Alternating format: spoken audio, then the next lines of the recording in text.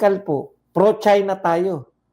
Ano pong lugar sa Pilipinas ang nakuha ng China noong panahon ni Duterte?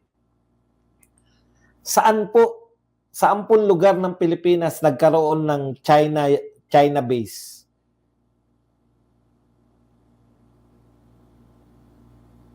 Meron po ba? Meron na po bang air base yung China rito? Meron na po bang naval base yung China dito? Tapos na po yung 6 na taon ni Duterte. Wala. Wala silang itayo na base dito sa atin. Kala ko ba pro-China tayo nung panahon ni Duterte? Alam niyo po kung bakit nila pinopromote yung pro-China ng pro-China? Yung kapalpakan po nila sa diplomatic relationship with China. Palpak po. Bakit po palpak? Mayat-maya tayong binobomba eh. Mayat-maya tayong winawater cannon eh. Ibig sabihin, palpak yung pakikipag-ugnayan natin sa China. Yung kapalpakan nila, sinisisi po nila sa Duterte. Bakit po? Naging presidente po ba si Tatay Digong? Ito naging presidente po ba si Tatay Digong? Pinalayas natin yung EDCA? Hindi po. Hindi lang natin dinagdagan. Di ba? Kasi nadat na ng Tatay Digong niya, ba't niya palalayasin? Kaibigan niya US. Nakukuha niyo po yung diferensya ng tokis lang po yan lahat eh. Dahil kung si Tatay Digong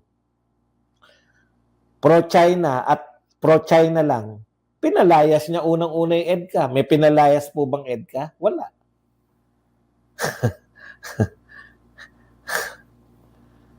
Sa actual po kayo magbatay. Nag 6 years po si Tatay Digong eh. Iba po yung paninira sa tokis, iba po yung naganap. Nakipagkaibigan po si Tatay Digong kay Donald Trump. Tuwan-tuwa nga sa kanya si Donald Trump eh. Totoo po si Tatay Digong sa Sino po ang numero 1 alay ng US dito sa Asia? Japan. Kaibigan po ba ni Tatay Digong yung Prime Minister ng Japan? Opo, si Abe. Si Abe lang po ang tanging Prime Minister o dating Prime Minister na pinuntahan si Digong sa bahay niya bago matigok si Abe. Naalala niyo yun? Pro-China ba si Digong? Bakit kaibigan niya si Abe? Hindi nga dumalaw si Xi Jinping dito sa bahay niya. Pero si Abe, Prime Minister ng Japan. Ano po ang Japan? Number 1 alyado ng US dito sa Asia. Sila po ang number 1 alyado, kaalyado. O bakit dumalaw? Bakit niya kaibigan kung pro-China siya? Hindi niya po dinideny na kaibigan niya yung China. Pero kaibigan niya rin ng Japan, kaibigan niya rin si Putin. Sino bang presidente ng Pilipinas ang naging kaibigan ni Putin?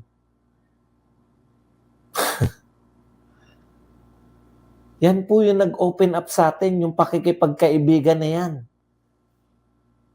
Tatanungin nyo, bakit meron golden age of infrastructure? Dahil sa pakikipagkaibigan ni Tatay Digong. Lalo na po yung pakikipagkaibigan niya sa China. Alam niyo yung kapo pro-China nyo, sa sinasabi nyo, Duterte pro-China. Dati pong pro-US ang Pilipinas eh. Ngayon po, marami na pong Pilipino. Teka pala, bakit nga pala masama makipagkaibigan sa China? Kino-question na po kayo ngayon. Di ba? Ang tagal nyo nang sinasabi na yung Duterte pro-China eh. Bakit nananalo pa rin mga kandidato ni Duterte? Wala pong pakialam yung mga Pilipino. Dahil yan, abstract po yan pro-China, pro-Pilipinas. Ang gusto ng Pilipino sa presidente, naglilingkod ka ng tapat. Ang gusto niya, maglalakad ka ng madaling araw, nagutom ka, maghahanap ka ng bulkatsong, balbakwa, bulalo, pwede kang maglakad ng payapa ka. Yun ang gusto ng mga Pilipino. May anak ka na nag-aaral ng kolehiyo, maglalakad papunta sa bahay mo, walang manggagahasa, tahimik, peace and order. Nakikita mo na umuunlad ng Pilipinas dahil walang tulay, nagkaroon ng tulay. Wala ka nababalitaan na katiwalian dahil yung simpleng mga kotongan sa airport, pinakakain ni Tatay Digong yung perang kinokotong nila. Mga simple lang po. Ayaw ng mga Pilipino yung mga abstract. Yung mga pangarap-pangarap. Ayaw ng Pilipino yan. Bago matapos ang aking termino, magkakaroon ng impact. Wala po yan. Ang gusto ng mga Pilipino, nararamdaman ka ba? Dating basurahan, naging pasyalan. Walang mga malalaking pondong ginamit sa flood control. Simple lang. Ang baha ay dulot ng pagbara ng basura sa mga estero, sa mga kanal. Maglinis. May baha ba ng panahon ni Tatay Digong? Meron din po. Pero kung panahon lang po na sobrang lakas na ng mga bagyo at ulan. Pero yung mga umulan lang, ang bilis po niyan. Panay basura po eh. Simplihan nyo lang. Maglinis kayo ng basura, makakabawas po sa pagbaha yan. Kay Tatay Digong, nakita nyo naman, no? Daan-daan libo yung nag-volunteer para maglinis ng Manila Bay. Na-sustain ni Tatay Digong kung ilang taon siya. Kahit pandemic, may naglilinis ng Dolomite. Kahit pandemic, may naglilinis ng mga Ilog Pasig. Kahit pandemic, may naglilinis ng estero.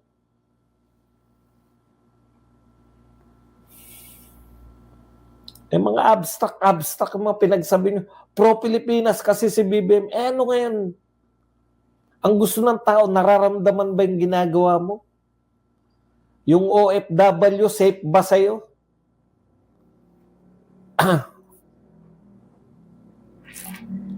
Nung panahon ni Tatay Digong, pila-pila yung ayuda. Sabay-sabay po sa buong Pilipinas. Nakapila po lahat. Problema nga yan lagi dahil asan ang social distancing? Pandemya nun eh. Pero nakatanggap ng ayuda. Yung nilabas, natanggap. Ngayon, mainstream media, sangkatutak ang napapabalita na pera sa ayuda, halos lahat ng tao naman umaangal na hindi naman sila nakatanggap. Saan napupunta yung utang? Yun yung question eh. Sasagutin ng mga pro-Duterte, pro-China kasi kayo. Walang katuturan eh. Ang importante sa kanila, maka-atake. Pero yun nag-hire kayo, 3 na po spokes ngayon. Tignan nyo po yung sinasabi na spokes, isa lang po. Atake lahat sa Duterte. Spokesperson kayo ng Pilipinas? Ang trabaho niya lang, atakehin yung Duterte? Tanungin mo, ano po bakit po pupunta sa Japan? Kailan po pupunta? Kailan po lipad? Ay, wala akong alam dyan. Hindi ako na-briefing dyan. Pero tanungin mo, ano po masasabi nyo rito sa sinabi ni BP Sara? Pro-China kasi ang mga yan. Lilitanyahan kayo ng sangkatutak. Tanungin nyo yung nangyayari sa bansa. Ano na po ay, bayaan nyo po. Pag nabigyan po ako ng update, sasabihin ko kagad sa inyo. Bakit hindi po namin alam na pupunta si Pangulong Marcos sa Japan? Wala po nagtanong sa inyo. Hindi po ba? Okay, punta na po tayo rito. Alam niyo po, kamakailan lang, binalita po natin na ayon po dito sa isang survey na may kinalaman po dyan sa mga turista, no? Ayon po sa survey, ng happy, ano na nga yun? Titignan ko lang kung ano po yung sa nag-survey, na nakabase po sa UK. Kaya galit na galit ko si Cristina Prasco eh. Ayan. Ito po, yung Hello Safe Travel Safety Index. Ang Pilipinas po, according sa Hello Safe Travel Safety Index, ay umiscore po ng 82.32 out of 100, placing it at the top of its list of least safe countries in the world. Okay. So balitang-balita po yan, no? List. Diyan po magaling yung administrasyon ni BBM. Kasama po tayo sa mga worst record, pinakamaraming binentang ginto, worst airport, worst traffic. Kasama po tayo sa top 10. No? Worst country for laborers. Ito naman po. Ito po ang pinaka least safe, pinaka hindi safe na bansa para sa turista. Sino po pupunta rito ng turista? Nagwawala si Cristina Prasco. Bakit po? Ang mahal po ng ginagastos natin na promotion para pumunta rito sa Pilipinas Di po ba? Napakamahal po. Hontivirus bayad pala. Magkano ba binayad kay Hontivirus? Sino po nagbayad kay Hontivirus?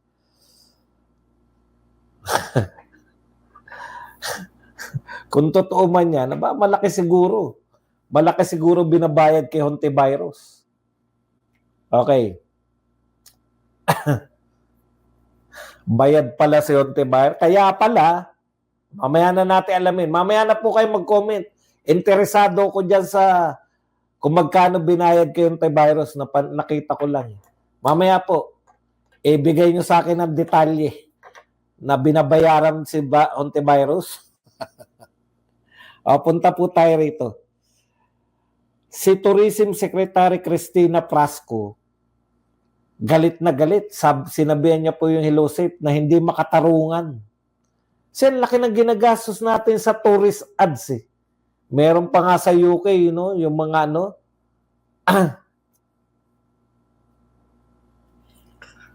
yung mga bus nila, punta kayo sa Pilipinas, mahal yun. Naalala ko si Abalos Ang daming mga bus na naroon yung mukha ni Abalos, olats pa rin mahirap po talaga pag identified ka kay BBM. Di po ba? Ikaw ang unang kamumuhian Isa po sa pinakamalaking nagastos si Abalos kasi ang lalaki ng mga billboard niyan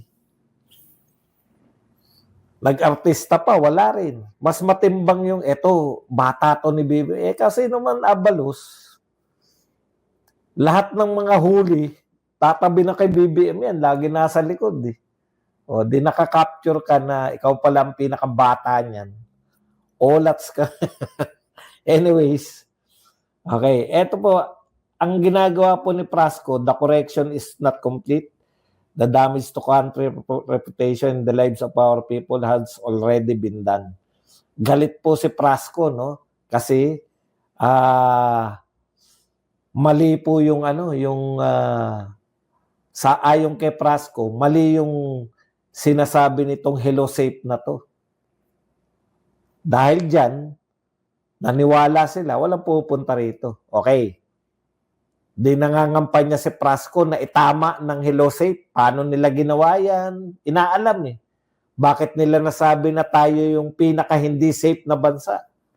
Bigla po nagsalita to si John Vic Remulla. Ito po ang pahayag ni John Vic Remulla. I truly believe that we have a beautiful country and we have the best people in hospitality all over the world. But why are foreign tourists not coming here? Ito po I have to admit it. It is our fault. It is the government's fault. It is the Interior Secretary fault. Kita nyo ha? Tuloy natin. Ano raw yung fault nila? People do not want to come to the country because they don't feel safe. Iyakan na naman, Prasko. Pilipino na yan. Di ba? Ang sinasabi ninyo, mali yung sinasabi ng Hello Safe.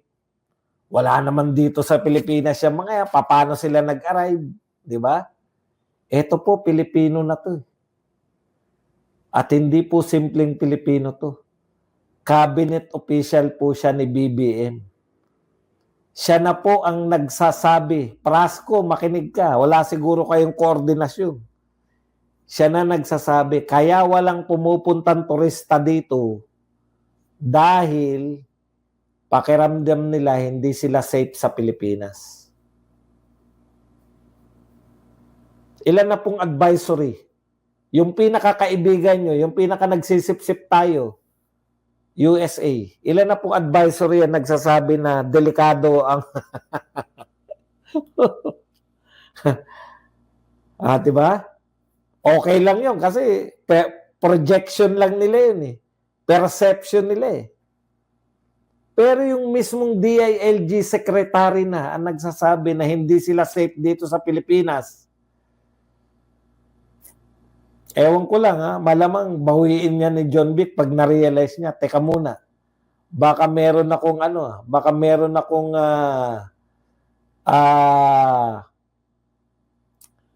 napapahamak dito, baka bawiin niya. Naalala niyo yung kasama ako sa nagplano.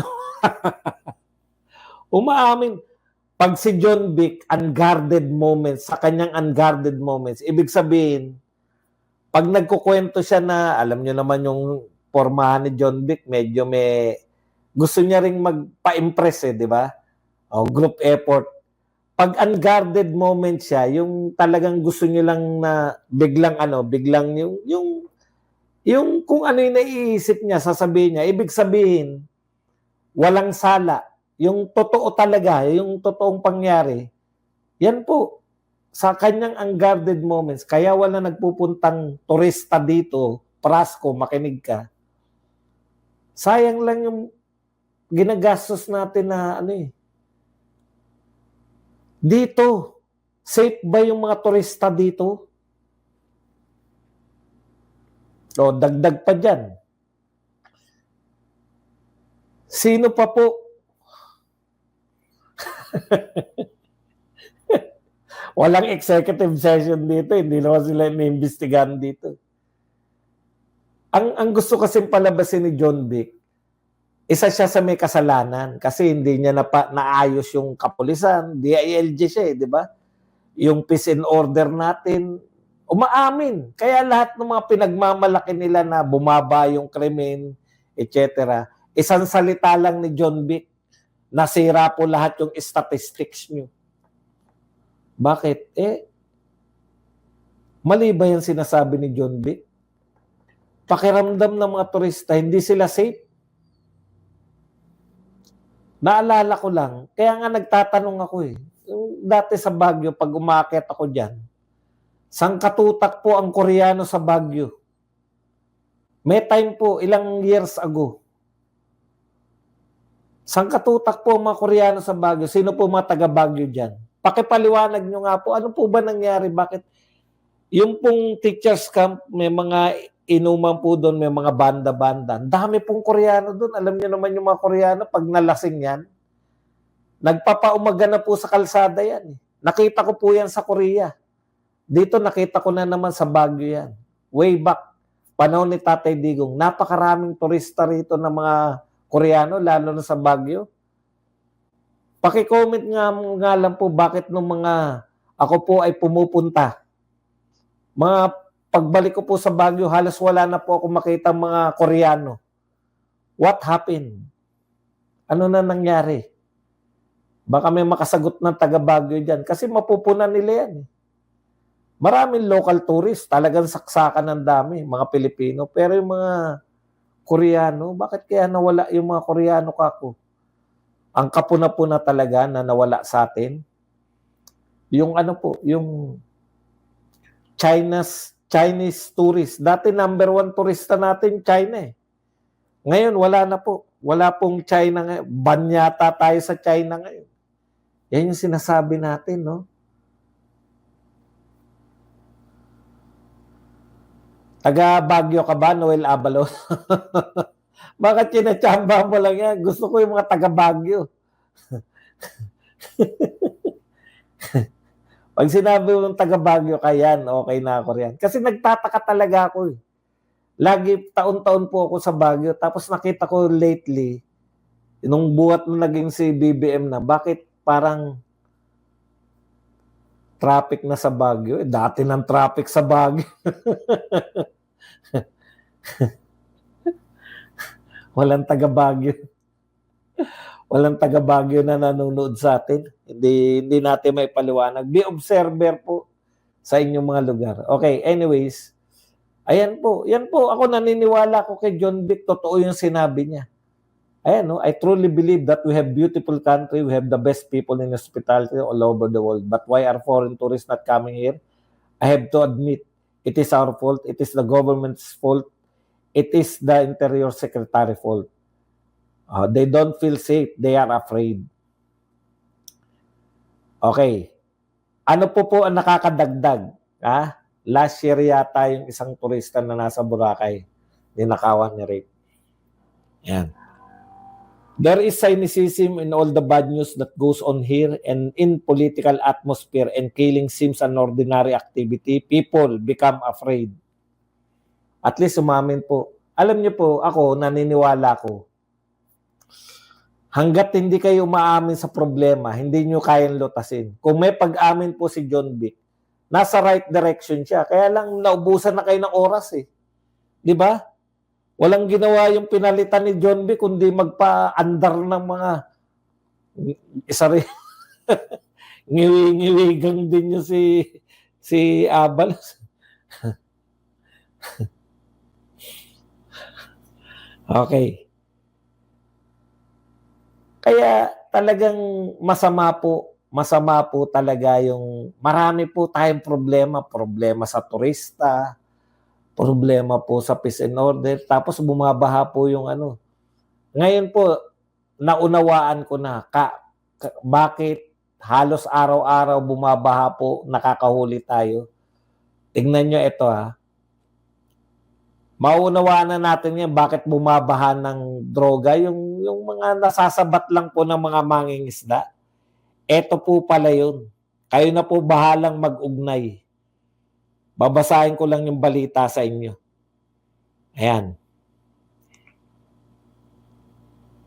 Bloodless drug war. Ito ang pagbida ni President Bongbong Marcos sa patuloy na paglaban ng gobyerno kontra illegal na droga. We must continue with war against drugs, but in a peaceful way. It has been described as bloodless war on drugs. Ayan po. So, saan niya po binanggit yan? Doon po sa may tone-toneladang lumulutang na droga. Takantaka po tayo, no? Nung panahon po ni Tatay Digong, halos ipagpatayan po yung mga 1 kilo, no? Ayan po yun nanlaban Di ba yung salita nanlaban? Kasi ayaw mong yung droga na 1 kilo, malaking pera yan. Siyempre, napaka-normal po. Pero dito po, iniiwan lang po ang tone-toneladang droga, walang tao, wala lahat, no? Yun po ang katakataka. Yung pala, ipapakita po yan na achievement sa war on drugs na peaceful o bloodless war on drugs. Isa pa po yan sa pagmamalaki, habol sa SONA.